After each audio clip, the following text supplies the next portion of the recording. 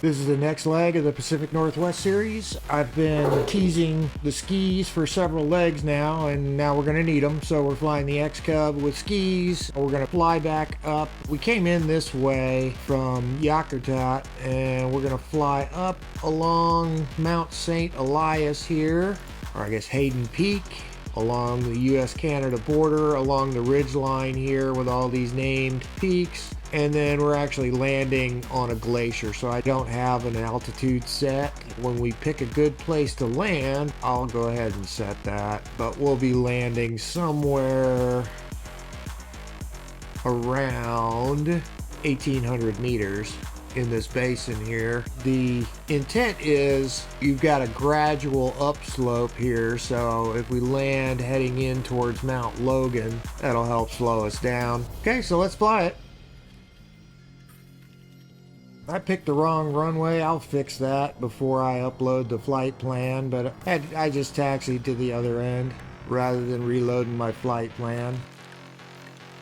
Probably set my zoom out fairly far. I'm more concerned about terrain than I am any particular sites. So these flights are free to download and fly at simflightplan.com/download. I'll include the link to this one in the description box. Just download it, load it up in World Map, and you're ready to fly.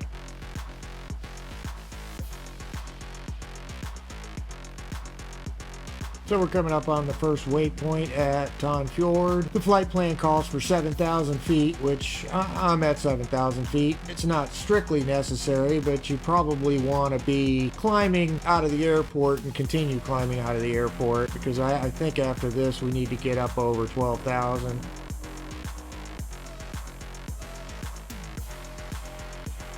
So we're at Hayden Peak. That's Hayden Peak up there. I fell a little bit short of 13,000 in my climb. I'm at about 12,000 now.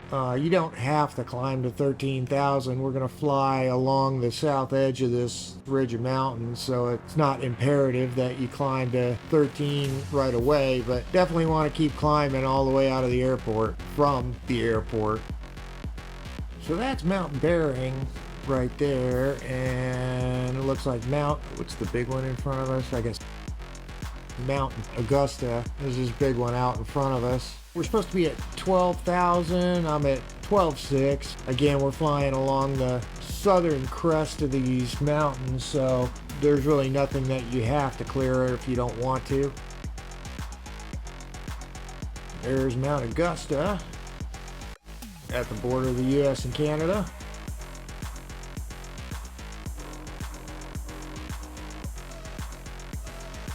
Right there is Mount Eaton. That's our waypoint to turn north, and then I believe we're just gonna head right up against that big mountain across the glacier there. Should be Mt Logan, I believe.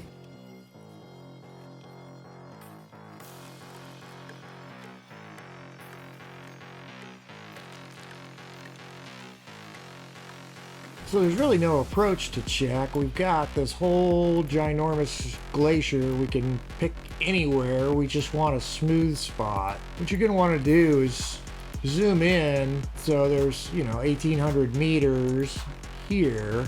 And then this seems to be kind of a basin in this area. Yeah, this all looks really level at pretty much just below 1,800, so we'll call it 1,750. If I'm not familiar with meters, I can just add a point at 1,750 meters, and then if we look in flight plan, it tells me that's 5,741 feet. I don't need that waypoint, I'll just delete it. We got to get down to 5,700, but we also need to pick out our landing spot. We know it's down there somewhere, and we're just looking for some smooth snow. I think I'm going to try and maybe go right up into this little cradle here made by the mountain. It looks pretty smooth in there.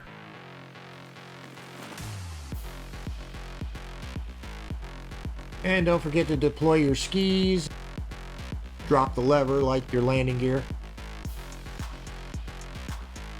So there's our little cradle there, that little foothill of Mt Logan up there.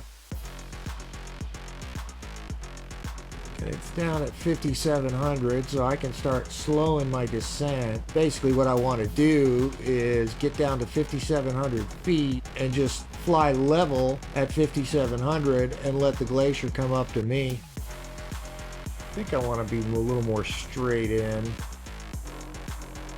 There's our push pin for the landing, but there's no requirement to land there. Now we're just looking for a bit of smooth snow. If we zoom way in, we should be able to see our contour lines coming up to us. Well, no number on that one, but you can see we're right on a contour line, so this is level ground underneath us.